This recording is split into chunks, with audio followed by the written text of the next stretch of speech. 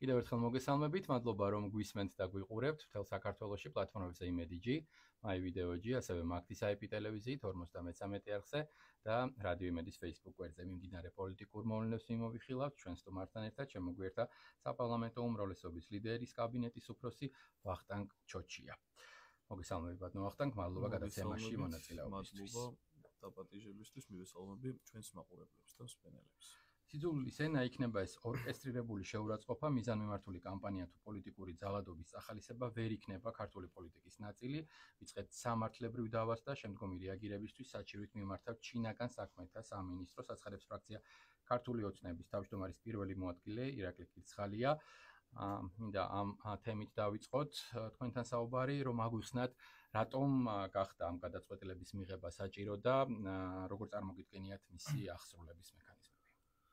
უპირველეს ყოვლისა მნიშვნელოვანია ითქვას, რომ ჩვენ რასთან დაკავშირებითაც საუბრობთ დიდი ხანია და რასთან დაკავშირებითაც ასევე საუბრობს მეორე მხარე, რასაც პოლიტიკურ პოლარიზაციას ვეძახით, სწორედ წახალისებულია იქიდან გამომდინარე, რომ ხშირად ეს ხდება ერთმანეთთან კომუნიკაცია აგრესიული ფორმით, რაც გადაიზრდება შეურაცხყოფის მიყენებაში. და ამას მიზანმიმართულად ახალისებენ, ხო? ახალისებს არა მხოლოდ რაღაც ოპოზიციური ფლანგი, არამედ მათ მიერ მართული მედია საშუალებები. და საქართველოს პარლამენტის უმრავლესობის ინიციატივით დაინიცირდა კანონი მედია რეგულაციების შესახებ, რომლის მიხედვითაც სხვადასხვა პიროვნებას მიეცემა უფლება, რომ მის მიმართ გასული ან დეзинფორმაციული ნარატივის მქონე რაღაც გადაცემა ან დავუშვათ იქნება ნებისმიერი ფორმით რა ფორმით წარმოგავიდეს, ექნება საშუალება, რომ მიმართოს თვითონ აირჩიოს მიმართოს კომუნიკაციების კომისიას თუ მიმართოს შიგნით არსებულ საარბიტრაჟო საბჭოს ტელევიზიის შიგნით, აქედან გამომდინარე კომუნიკაციების კომისიას მიეცემა ამასთან დაკავშირებით მსჯელობის საშუალება, ეს უშუალოდ ტექნიკური თვალსაზრისით რომ განმარტოთ, თუმცა რაც უმთავრესი, რაც არის პოლიტიკური ასე ვთქვათ, დანიშნულებაც აღნიშნული საკითხის და ზოგადად რატომაც გვაწუხებს, არის ის, რომ არ უნდა არსებობდეს რაღაცა იგივე მედია სტანდარტი თუ პოლიტიკური სტანდარტი, რა ენით საუბრობთ ჩვენ ერთმანეთში და რა ენით და რა ფორმით გვაქვს ერთმანეთთან კომუნიკაცია. ხშირად ამ ადამიანებს ეშლებათ ხოლმე რეალობა, თავი ქუჩაში გონიათ და იმ ტერმინებით საუბრობენ, რა ტერმინებითაც ადამიანმა არც ქუჩაში არ უნდა ისაუბროს მათ შორის. შესაბამისად, ამ ყველაფრის დაცვის და ამ ყველაფრის აღკვეთის ფონზე იმედია, რომ ის პოლიტიკური პოლარიზაციას და აგრესიას, რაც შემდგომ ტრიალებს ხოლმე საზოგადოებაში, აღკვეთილი იქნება. რამე საფრთხეს ხომ არ შეუქმნის ეს მედია პოლარიზმს ან თავისუფალი სიტყვის და გამოხატვის უფლებას. ეგ აიტაცეს კანონის დაინიცირებასთან ერთად. კანონის დაინიცირებასთან ერთად მაშინვე რაღაც ჯგუფები გამოვიდნენ და დაიწყეს საუბარი იმასთან დაკავშირებით, რომ ეს არის სიტყვის თავისუფლების შეზღუდვა, ეს არის გამოხატვის თავისუფლების შეზღუდვა, თუმცა სიტყვის თავისუფლებაც და გამოხატვის თავისუფლებაც უნდა ჯდებოდეს იმ ფარგლებში, რა ფარგლებსაც აწესებს ნებისმიერი საერთაშორისო კონვენცია და სულ რომ სამართლის ფილოსოფიიდან მოვიხმოთ ეს ცნობილი ფრაზა, ჩემი უფლება მთავრდება იქ, სადაც იწყება სხვისი უფლება, შენმა თავისუფლებამ არ უნდა შეელახოს სხვისი ღირსება და პატივი. ღირსებას და პატივს თუ ლახავს შენ მიერ გაკეთებული განცხადება, შენ მიერ ჩადენილი ქმედება, ეს არც გამოხატვის თავისუფლებაში ჯდება და არც სიტყვის თავისუფლებაში. ეს უშუალოდ სამართლებრივი განმარტებითაც ასეა და ისედაც მორალურადაც რომ შეხედოთ, როდესაც თქვენ ხედავთ რომ ადამიანი შეურაცხყოფას გაყენებთ, თქვენი შინაგანი ღირსებიდან თუ თქვენ პატიოსნებიდან გამომდინარე, ამის გატარება რთული არის, ხო, რა თქმა უნდა. და აქედან გამომდინარე, ამასთან დაკავშირებით საუბარი უბრალოდ რაღაც პოლიტიკური PR ტექნოლოგიის ნაწილია, რომ საზოგადოებას მიაწოდონ, რომ აი გვხვდავენ სიტყვის თავისუფლება. არა, ამაში არის ერთადერთი მიზანი ჩადებული, რომ ადამიანების სიცოცხლე არ გაამწარონ იმ ფორმით, რა ფორმითაც ამწარებდნენ და მათი ღირსება არ შეელახონ დეзинფორმაციით, რომელსაც ისინი აქტიურად უშვებდნენ თავისი სოციმედიის საშუალებებით თუ ტელევიზიის საშუალებებით და მეორე მხრივ აღკვეთილი იყოს ის აგრესიული ენა, რა ფორმითაც ისინი თავის კოლეგებს მოიხსენებენ ხოლმე. კიდევ ერთ თემაზე მინდა გადავიდეთ, ამერიკის უკვე ყოფილ ელჩზე მივიღე პირადი გადაწყვეტილება, გავიდე პენსიაზე, აცხადებს ამერიკის შეერთებული შტატების ყოფილი ელჩი საქართველოში რობინ დანიგანი. დღეს დედაქალაქის მერმა თქვა, რომ ბევრი კითხვაა მის ამგვარ წასვლასთან დაკავშირებით და ქვეყანა არის მზად იმისთვის, რომ ამერიკასთან ურთიერთობა გადაიტვირთოს. ეს კითხვები რიგით მოქალაქეებსაც აქვთ. თქვენ როგორ შეაფასებთ ამ გადაწყვეტილებას? წავიდე პენსიაზე, მას შემდეგ, რაც თუნდაც ბოლო ფაქტი მოხდა, საუბარია ის ალოც წერილზე, რომელიც გვიან შევიტყვეთ. კი ბატონო, ეგ ისეთი ალბათ არ შეიძლება დამთხევა უწოდო იმ ფაქტს, რაც მოხდა, თუმცა როგორც ამერიკის საელჩომ განმარტა, ჩვენ განცხადებაც ვიხილეთ და თავად ქალბატონი ელჩის განცხადებაც ვიხილეთ, ეს იყო მისი პირადი გადაწყვეტილება, მან გადაწყვიტა, რომ წასულიყო უკან დაბრუნებულიყო თავის ქვეყანაში, ივლისში დაბრუნდება და გასულიყო პენსიაზე, ეს მისი პირადი გადაწყვეტილებაა, თუმცა ცხადია, ჩვენ გვაქვს ხო რაღაც პოლიტიკური ხედვა, რის ფარგლებშიც გარკვეულ მოვლენებს ვატარებთ და ანალიზს უკეთებთ. მისის რომ ეს ყოფილიყო პოლიტიკური გადაწყვეტილება რაღაცა პოლიტიკური პროცესების მიმდინარე ფონზე არის. აქედან გამომდინარე განაცხადა ჩვენმა გენერალურმა მდივანმა ბატონმა კახი კალაძემ, რომ არსებობს გარკვეული შეკითხვები, როგორც ამერიკის საელჩოსთან დაკავშირებით, ისე ზოგადად ამერიკულ მხარესთან მიმართებაში, კონკრეტულად ამერიკის შეერთებული შტატების არსებულ საელჩოსთან დაკავშირებით იყო შეკითხვა გაჟღერებული უმრავლესობის მხრიდან და ჩვენი მმართველი გუნდის მხრიდან, რომ სად არის ის წერილი, რატომ არ აქვეყნებთ, რომელიც თქვენი სახელმწიფოს მეთაურმა პრეზიდენტმა გამოუგზავნა ჩვენი სახელმწიფოს მეთაურს პრეზიდენტ ბატონ მიხეილ ყაველაშვილს. ხო, ამასთან დაკავშირებით ჩვენ პასუხი ვერ მოვისმინეთ. ჩვენ ვნახეთ რაღაც განცხადება, რომელიც უბრალოდ იყო იმისთვის გაკეთებული, რომ ყოფილიყო განცხადება და იქ რეალური შინაარსი არ იყო დაწერილი. ასევე მნიშვნელოვანი არის შემოხვედრი განცხადებაც გაკეთდა, ასევე არ დაგვავიწყდეს. აქ საუბარი იყო ბიძინა ივანიშვილთან შეხვედრაზე, რომელზეც უარი მიიღეს და ასევე გაჩნდა შეკითხვები, რომ თუ თქვათ წასვლას აპირებდა ელჩი, მაშინ რაზე ხვდებოდა ბიძინა ივანიშვილს, აი ამას ასრულებთ. ხო, ჩვენ მაგ გაკეთებულ განცხადებაზე ასევე ბატონი ბიძინას პასუხი ვიხილეთ, რომელიც ერთის მხრივ იყო ძალიან ლოგიკური, ხოლო მეორეს მხრივ კი ძალიან ღირსეული პასუხი. ბატონი ბიძინას გააჩნია პარტიული თანამდებობა, იგი არის პარტიის საპატიო თავმჯდომარე, თუმცა იგი არ წარმოადგენს სახელმწიფო თანამდებობის პირს და მან უთხრა, რომ ქვეყანას ყავს პრემიერ-მინისტრი, რომელიც წყვეტს ნებისმიერ საკითხს და თქვენ შეგიძლიათ შეხვდეთ პრემიერ-მინისტრს, რომელიც ასევე არ ექცევა თქვენი აბსურდული სანქციების ქვეშ. აქედან გამომდინარე, პოზიცია იყო ნათელი. მე არ მინდა იმ საკითხებთან დაკავშირებით ვიმსჯელო, რომელიც საკითხებიც შესაძლოა არ შედიოდეს ჩემი კომპეტენციის ფარგლებში, ან სადაც შესაძლოა ჩემმა პირადმა ინტერესმა მომცეს იმის ფიქრის საშუალება, რომ ქვეყნისთვის სასიკეთოდ რაღაც ვერ გადავწყვეტე და ამ ხერხულობას მინდა რომ თავი ავირიდო, რაც ცხადია მის მიერ განმული ღირსეული შანტაჟის ენაზე საუბარიც. როგორ ფიქრობთ, ესაც საუბარია ურთიერთობის გადატვირთვაზე და თქვათ გვაქვს ეს მოლოდინი დასრულდება ამგვარი საკომუნიკაციო ენის გამოყენება, მუდმივი მითითება, თუნდაც იგივე შანტაჟი, რაც ვახსენეთ, რა მოლოდინები გვაქვს ახალ ელჩთან დაკავშირებით. ახალ ელჩთან დაკავშირებით საუბარი ალბათ ჯერ ადრეა, თუმცა ის პროცესი, რა პროცესიც მიმდინარეობს და რა პროცესის მიმართაც მმართველი გუნდი ყოველდღიურად გამოხატავს მსაუბას, რასაც ჩვენ გადატვირთვის პოლიტიკას ვეძახით, ცხადია ამას გააჩნია თავის საფუძველი პირველ რიგში. ამის საფუძველი არის ის, რომ ჩვენ გვაქვს ღირებულებითი ერთობა იქ არსებულ მართულ ძალას შორის და ქართული ოცნების ხელისუფლებას შორის.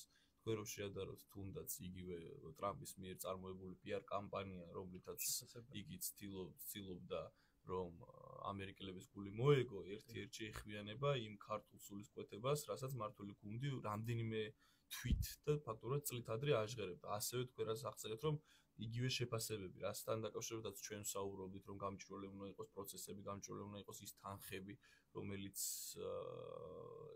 იმსახურება ქვეყანაში გარკვეული პოლიტიკური პროცესების წახალისებას. თითოეულ ადამიანს უნდა გქონდეს იმის საშუალება, რომ გადაამოწმოს რა თანხა შემოდის ქვეყანაში, ამ ყველა თანხას ნებისმიერ თანხას, რომელიც იხარჯება, მოყვება გავლენა, ხო? ეს ძალიან მარტივი საკითხია. სამართლებრივ ასპექტშიც და ცხოვრებისეულ ასპექტშიც ვიღაც თანხას რო გაძლევს, ამ თანხას მოყვება გარკვეული გავლენები. რომელი გავლენის შესახებაც შენო მოქალაქემ უნდა იცოდეს.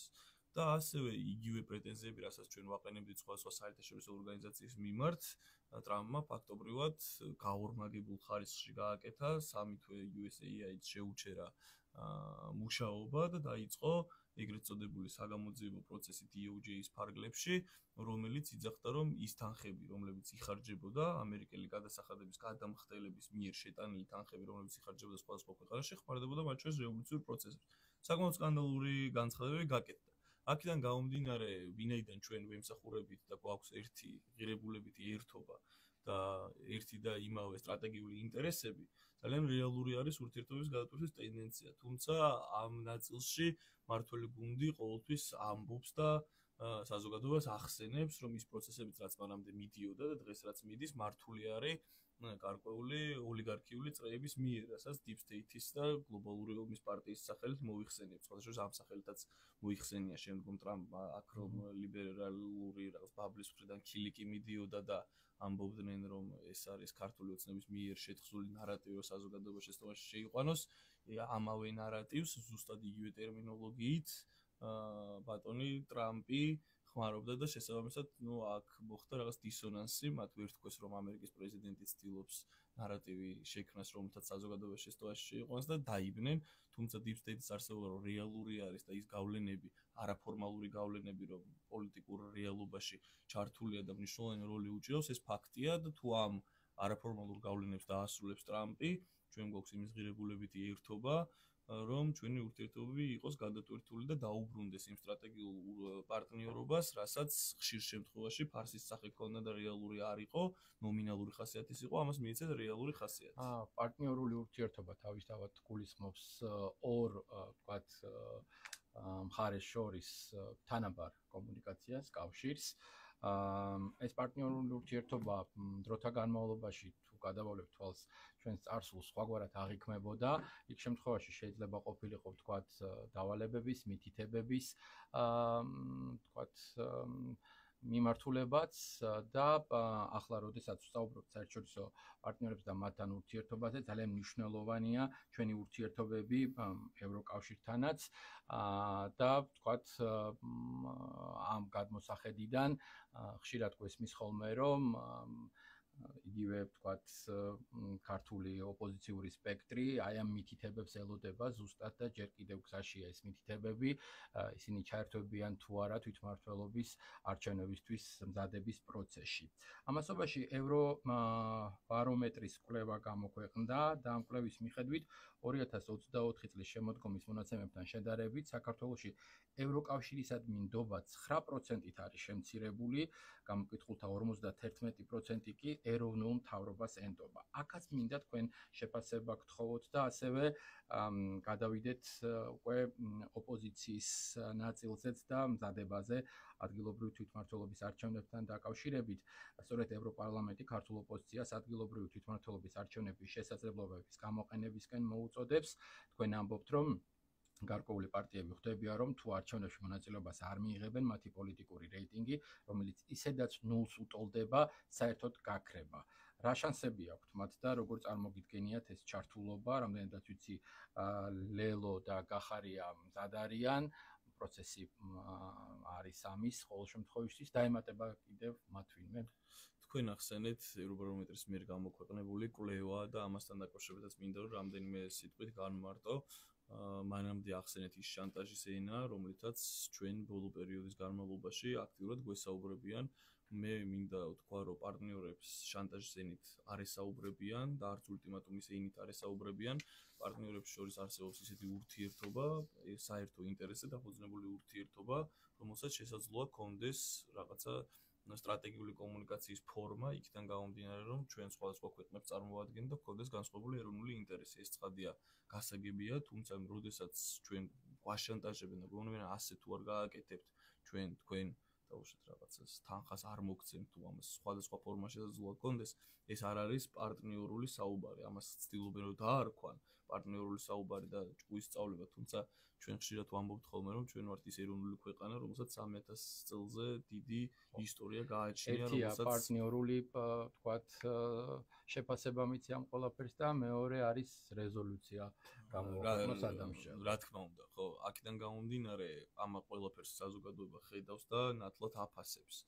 და ზუსტად აქ არის ჩვენ რასაც ვსაუბრობთ წინა თემასთან დაკავშირებით ის უხილავი deep state-ის ხელი ჩარეული, რომელიც ცდილობს რომ ეს განწყობები შეცვლოს, იმიტომ რომ ჩვენ ვიცით რომ ქართული საზოგადოების უდიდესი ნაწილი 80% არის პროევროპელი და სურდა ევროკავშირში ინტეგრაცია და დღესაც ცხადია ეს სურვილი ასე გრძელდება, თუმცა იმ ევროპული ბიუროკრატიის მიმართ გარკვეული სკეპტიკური მოსაზრებები და განწყობები ყალიბდება, იქიდან გამომდინარე რომ ქართული საზოგადოება სწორედ აფასებს იმ რეალობას, რაშიც დღეს ჩვენ ვართ. აი რატო აღმოჩნდა ეს ნარატივი, თქვათ, რომ ოპოზიცია არის პროევროპული და ხელისუფლება არა.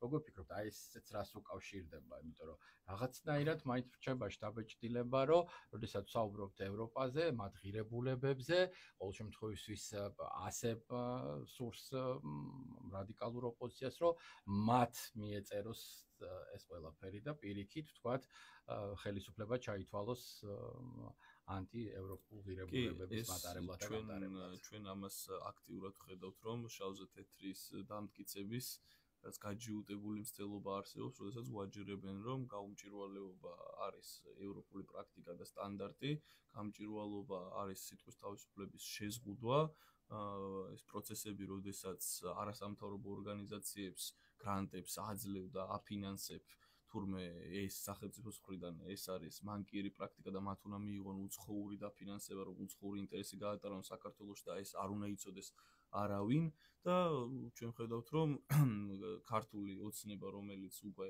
13 წელია ხელისუფლებაშია და ფაქტობრივად თქვენ ვერც ერთ საქმეს ვერ დამისახელებთ სადაც იტყვით რომ ადამიანის უფლებები იყო შელახული ისე როგორც ილახებოდა მათი მმართველობის დროს ეს არის რუსული მმართველობის რეჟიმი და რუსული მმართველობის პრაქტიკა ხოლო მათ მიერ განხორციელებული ის დანაშაულები რომელსაც მათ შორის დღეს ყოველდღიურად ვადევნებთ თვალს ხო საგამოძიებო კომისიაზე და ხედავთ ვისმენთ იმ ადამიანურ ტრაგედიებს რომ ეს იყო ევროპული პრაქტიკა.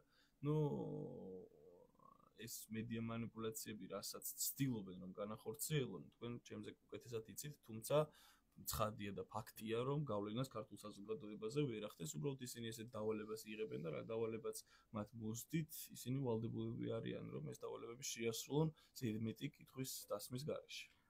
4 თვე რჩება არჩევნებამდე.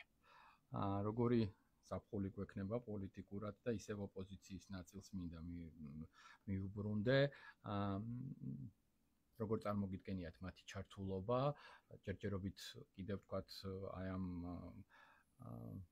შეკვეთის, დაკვეთის ლოდინში არიან, რა ვთქვათ, გადაწყდება გარედან თუ მიდის პროცესი სამუშაოში იგნით რომ თქვა რაღაცნაირად პოზიციებდნენ ამ პროცესში.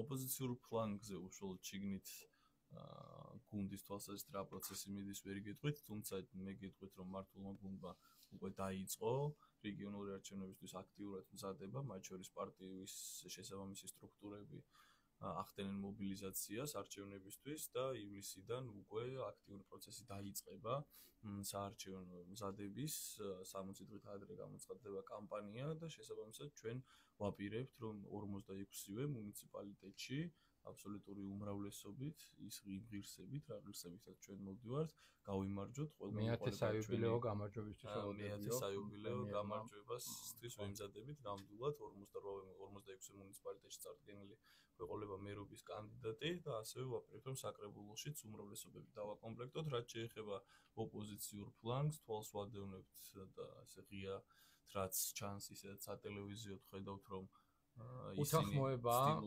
ნაწილს სურს რომ არ მიიღოს მონაწილეობა და ეს ბოიკოტი გაგრძელდეს, მათ ვინც ავლენს სურვილს რომ რაღაცნაირად ჩაერთონ ამ პროცესში, უკვე მტრებს ეძახიან და ეს შეფასებებიც ესეც მარტივი საკითხია, ის სულ რომ შეუარაღებელი თვალით შეხედოს ადამიანმა პოლიტიკური გამოცდილების გარეშეც, პოლიტიკურმა პარტიამ თუ არჩევნებში მონაწილეობა ვერ მიიღო, მისი და არ მიიღო უпростоრეთ, არათუ ვერ არ მიიღო მისი პოლიტიკური რეიტინგი დაბლა დაიწევს და შესაბამისად მისი სიცოცხლის უნარიანობაც აღარ იარსებებს. აქედან გამომდინარე, მარტივი არის, რომ ისინი ცდილობენ ერთის მხრივ გადაირჩინონ თავიანთი პოლიტიკური სიცოცხლის უნარიანობა, ხოლო მეორეს მხრივ კი აწყდებიან იმ რეალობას, რომ დავალება მათი პატრონების მხრიდან, მათი დონორების მხრიდან და მათი დამფინანსებლების მხრიდან მოდის სხვა. შესაბამისად, ეხლა იყოფებიან გარკვეულ რაღაც დისონანსურ გარემოში, რომ რა ვქნათ, შევწიროთ საკუთარი თავი იმ დავალებებს, რომლებსაც ვემსახურებით, თუ გადავირჩინოთ თავი არჩევნებში მონაწილეობის გზით. ეს კარგად იცით, გარკვეული კვლევები არსებობს ამის და ხელი მიგიწვდებათ, ვთქვათ, პროცესიდან გათიშვა რეალურად შეიძლება უკავშირდებოდეს შანსებს თუ უშანსობას, თუ ვთქვათ, აქაც ვთქვათ, სხვა ფაქტორებია, მათ შორის ზუსტად ეს გარე ფაქტორები, რაზეც უკვე ვისაუბრეთ. ჩვენ ბოლო პერიოდში თვალს რასაც ვადევნებთ მათ მიერ გადადგმულ ქმედებებს, ფაქტობრივად მათ მიერ გადადგმული ქმედებების 90% აზიანებს როგორც ქვეყანას, ისე აზიანებს ოპოზიციურ ერთობას. ეს მოსდით უმეცრებით თუ მოსდით იმით, რომ ასრულებენ უცხოურ დავალებას, ამაზე თვითონ ჩამოყალიბდნენ. უბრალოდ მე არ მგონია, რომ იმდენად უმეცრები იყვნენ, რომ საკუთარი თავის საზიანო ქმედებებს ჩადიოდნენ. აქედან გამომდინარე, იმ ფონზე, როდესაც ხედავთ, რომ უზარმაზარი დაფინანსება მოდის სხვადასხვა გარე ძალების მხრიდან მათ მიმართ, არსებობს ლოგიკური არათუ ეჭვი უკვე ის მიღმა არსებული გონივრული სტანდარტით შეგვიძლია ვთქვათ, რომ ისინი არიან გარკვეული დავალებების შემსრულებლები, რომელიც მოდის სხვადასხვა ძალების მხრიდან. აქედან გამომდინარე, როდესაც შენ არ გეკითხებიან რა უნდა ქნა, შენ უძლური ხარ და ცდილობ, რომ ამ სხვადასხვა განცხადებებით უბრალოდ თავი გადაირჩინო. თუმცა ვნახოთ საბოლოო ჯამში დავალება როგორი იქნება. ჩვენ ხედავთ, რომ რამდენიმე პარტიამ უკვე დაანონსა მონაწილეობა და ამის გამო სხვა ოპოზიციური პარტიების მხრიდან მიიღო კრიტიკა და არათუ კრიტიკა, არამედ უცებ გამოიყვანა გამყიდველებიც კი უწოდეს მათ, თუმცა შევხედოთ, შესაძლოა მე არ გამოვრიცხავ, რომ ყველა ამ 4-ვე დესტრუქციულმა პარტიამ მიიღოს არჩევნებში მონაწილეობა. თქვენ დროებით საგამოძიებო კომისიასაც შეეხეთ, დღეს კომისია ქონებრივი უფლებების ხელყოფისა და 2004-12 წლებში წამებისა და არაადამიანური მოპყრობის საკითხებს ეცნობა. მე თქვენი შეფასებაც მახსოვს, რომ ძალიან მნიშვნელოვანია ამ პროცესის მონაწილე გახდნენ ახალგაზრდები, მათ პირდაპირ ეთერში შეიტყონის ფაქტები, რაზეც შეიძლება არ ქონდეთ სრულფასოვანი წარმოდგენა. კომისიის მუშაობა ხანგრძლივდა. საბოლოო ჯამში როგორ ფიქრობთ, რა შედეგზე გავა მათი მუშაობა, როგორც ხედავთ, რამდენიმე მიმართულებით შეიძლება შევაფასოთ ეს, უპირველესად საზოგადოებრივი ინტერესის და მაღალი ინტერესის პრიზმიდან და მეორეს მხრივ, ვთქვათ, კონკრეტული შედეგებით, რომელიც შეიძლება იმ ადამიანებს, ვინც დაზარალდნენ, ვთქვათ, გარკვეული კომპენსაციის სახით, ვთქვათ, აღმოჩნდეს მათთვის ეს მუშაობა ხელსაყრელი. კი ბატონო, რაც შეეხება უშუალოდ საგამოძიებო კომისიის მიერ ჩატარებული სხდომების დასრულების შედეგს, რაც პროცედურულად ამას მოყვება იქნება, რომ საგამოძიებო კომისია მიმართავს სასამართლოს შესაბამისი სარჩელით, ასევე შუამდგომლობა დადგება საკონსტიტუციო სასამართლოში, რომელიც უნდა გახდეს იმის საფუძველი, რომ ის რეჟიმი, რომელმა რეჟიმად შეიწირა უამრავი ადამიანის სიცოცხლე, რომელმაც შეიწირა ადამიანების ქონებრივი კეთილდღეობა და რომელსაც უდიდესი წვლილი მიუძღვის ჩვენი ტერიტორიული მთლიანობის დარღვევაში, უნდა იქნეს არაკონსტიტუციურად გამოცხადებული. ეს არის ის რეალური შედეგი, რომელიც ამ კომისიის ფუნქციონირების შედეგად შესაძლოა დადგეს, თუმცა მეორე მხრივ, რაც თქვენ აღნიშნეთ და სწორედ განმარტეთ, ეს არის საზოგადოებრივი ინტერესიდან მაღალი ინტერესიდან გამომდინარე, ასევე ეს იყო პოლიტიკური დაპირება ქართული ოცნების, რომ ჩვენ საბოლოოდ გვაქვს ის დამოუკიდებლობის ხარისხი, რომ ვისაუბროთ იმ პრობლემებთან დაკავშირებით, რომელიც ქვეყანაში არსებობდა წლების განმავლობაში და ჩვენ ვხედავთ ყოველდღურად ვისმენთ უმძიმეს ისტორიებს, მე უხერხულობაც კი იქნება გარკვეული რაღაც ქონებაზე საუბართან დაკავშირებით, როდესაც ვხედავთ, რომ გამოდის დეიდმამა გამოდიან და ყვებიან იმ ისტორიას, თუ როგორ მოუკლეს შვილი და შემდგომ როგორ უმალავდნენ მათ ცხედარს და ასე შემდეგ, ხა დეტალებში აღარ შევალ, უბრალოდ მე მინდა მოუწოდო თითოეულ შენ თანატოლს, ჩემზე უფროს, ჩემზე უმცროს, რომ გამოყონ 5 წუთი, 10 წუთი დღეში და უბრალოდ მოусმინონ და გაიაზრონ შემდგომ, რომ ვის გვერდით განან ხოლმე საპროტესტო აქციებზე, რომლებიც იცავენ დღეს ევროპულ ღირებულებებს, რომლებიც საუბრობენ სიტყვის თავისუფლებაზე და ეს ადამიანები იყვნენ იმ რეჟიმის შემოქმედი, იმ სისხლიანი რეჟიმის შემოქმედი, რომელიც ადამიანების არათუ სიცოცხლეს, არამედ ღირსებას და ყველაფერს იწირავდა, ლახავდა. აქედან გამომდინარე, ეს ხომი გადაიცემა ლაივ რეჟიმში, როგორც იცით და მე მოუწოდებ მათ, რომ თვალი ადევნონ ხოლმე. დიდი მადლობა. წარმატებებს გისურვებთ. მადლობა თქვენ. ჩოჩია, საპარლამენტო უმრავლესობის ლიდერის კაბინეტის უფროსი საუბრობდა პირდაპირ ეთერში. მადლობა გადაუხადოთ ჩვენს მსმენელს და მაყურებელს დათმობილი დროისთვის. მადლობა.